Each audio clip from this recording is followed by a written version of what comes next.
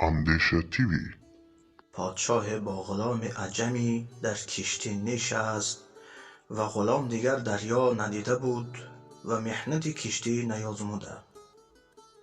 گریه و زاری در نهاد و لرزه بر اندامش افتاد. چندان که ملاطفت کردند، مهربانی کردند، هیچ دیگر آرام نشد و عیش ملک از او منغص بود.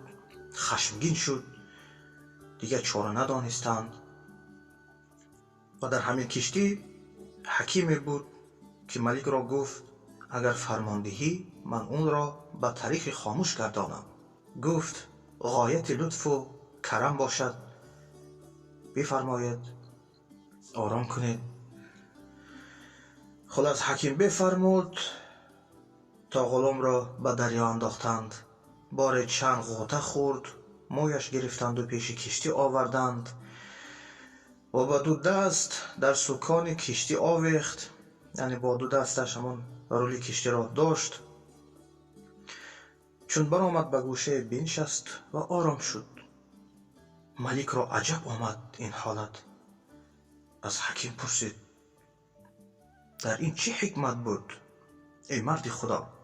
گفت از اول محنت غرق شدن نچشیده بود و قدر سلامتی کشتی نمیدانست. همچنین آدمیزاد قدر عافیت کسی نمیفهمد تا به زمانی که به یگان مصیبت گرفتار نشود. در دوامش سعدی میگوید ای سیر تو را نان جوین خوش ننماید. معشوق من است آن که به نزدیک تو زشت است. حوران بهشت را دوزخ بود اعراف.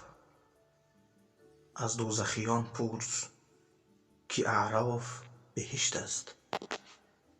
اعراف یک جایی که بین دوزخ و جنت است.